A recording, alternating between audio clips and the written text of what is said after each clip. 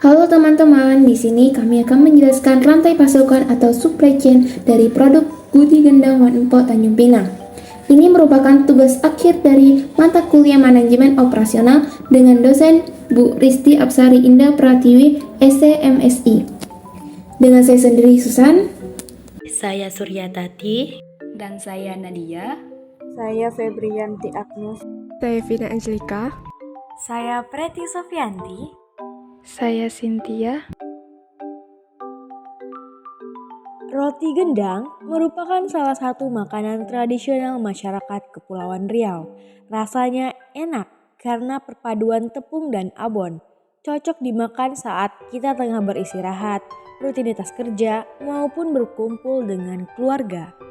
Apalagi disuguhkan dengan secangkir kopi atau teh manis. Bagi warga Kepulauan Riau, roti ini tidak asing lagi karena semua orang suka menikmatinya. Bahkan hampir tiap kabupaten sekepulauan Riau memproduksinya. Hanya saja punya corak dan ciri khas masing-masing, seperti corak roti gendang tambelan berbentuk bulat, tarempam berbentuk lonjong, dan sebagainya. Lokasi produksi roti gendang di Tanjung Pinang namanya Pusat Oleh-oleh Guti Gendang Inti Ikan Salai Tuna One Empok.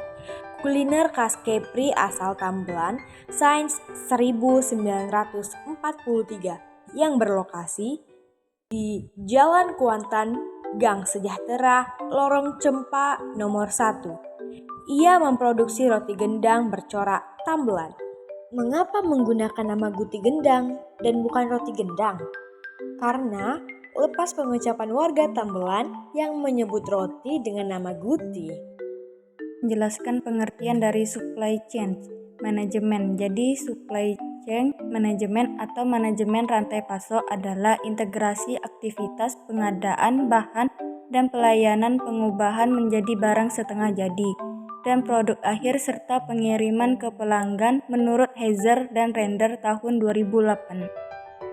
Supply untuk produk adalah stakeholder yang terlibat dari supplier manufaktur retail dan customer aliran fisik, dari supplier customer dan aliran keuangan, dari customer ke supplier, serta informasi flow dua arah yang stimutan. Selanjutnya, saya akan membahas mengenai pemetaan rantai pasok. Yang pertama ada bahan baku. Rantai pasok dimulai dengan pemasok bahan baku seperti tepung terigu, gula, mentega, telur, ragi, dan bahan lainnya. Yang kedua ada pabrik roti.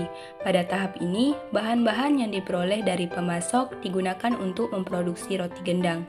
Pabrik roti mengolah bahan-bahan tersebut menjadi adonan roti, melakukan proses fermentasi, dan memegang roti gendang hingga matang. Yang ketiga ada distributor center.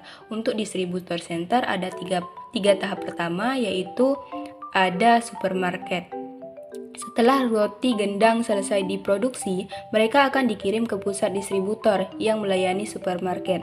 Pusat distributor ini bertugas untuk menerima, menyimpan, dan mendistribusikan roti gendang ke berbagai supermarket. Yang kedua, ada penjualan langsung. Selain melalui pusat distributor, produsen roti gendang juga dapat menjual produk mereka secara langsung pada pelanggan. Misalnya, mereka dapat membuka toko roti sendiri atau menjual roti gendang melalui situs web atau platform e-commerce. Yang ketiga ada toko. Roti gendang yang telah didistribusikan ke pusat distributor supermarket akan disebarkan ke berbagai toko roti atau departemen roti di supermarket. Di sini, roti gendang akan tersedia untuk dibeli oleh konsumen. Toko-toko ini bisa berupa toko roti independen atau bagian dari supermarket.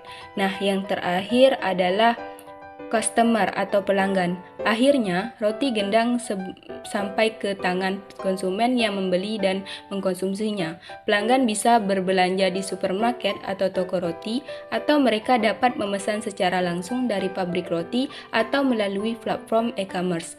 Mereka akan menikmati roti gendang sebagai konsumen akhir dalam rantai pasok. Selanjutnya, information flow. Permintaan konsumen yang masuk ke distributor menjadi dasar proses produksi setelah dilakukan perhitungan kebutuhan material atau MRT atau Material Recruitment Planning untuk membuat sejumlah roti yang dipesan, maka bagian produksi menjalankan proses produksi berdasarkan MRT tersebut. Desain juga dengan distribusi pada perusahaan Nippon Indosat Corpindo dengan menggunakan desain retail stock customer pick up, yang dimana dalam mesin pencarian distribusi ini pelanggan membeli dan mengambil sendiri produk yang tersedia pada toko-toko retail. Jaringan distribusi seperti ini merupakan jaringan distribusi yang paling tradisional yang dapat diterapkan oleh sebuah perusahaan. Lalu ada sistem just in time yang diterapkan di rumah produksi Guti Gendang Wan Empok Tanjung Pinang. Mereka menerapkan sistem just in time ini, yaitu perusahaan memproduksi barang berdasarkan jumlah permintaan konsumen. Hal ini bertujuan untuk meminimalisir tumpukan persediaan bahan baku. Nah, berikut inilah alur penerapan just in time. Pertama, permintaan konsumen yang masuk akan diterima perusahaan. Lalu, bagian produksi planning akan melakukan penjadwalan produksi berdasarkan jumlah pemesanan. Selanjutnya bagian inventorial control. Mereka akan membuat perencanaan kebutuhan bahan baku, dan Departemen Purchasing akan melakukan order kepada pemasok bahan baku sesuai jumlah pesanan dan waktu pengiriman. Lalu ada supplier dari penyedia bahan baku. Mereka akan mengirimkan bahan baku yang dipesan sesuai jadwal yang ditentukan. Lalu barang yang sampai akan disimpan dalam gudang dengan sistem FIFO first in first out, di mana stok yang pertama kali masuk ke gudang adalah stok yang harus pertama kali dikeluarkan untuk diproduksi dari gudang penyimpanan material. Yang terakhir adalah setelah barang produksi roti Guti Gendang selesai atau jadi, barang tersebut akan didistribusikan ke retail seperti swalayan hingga sampai ke tangan konsumen.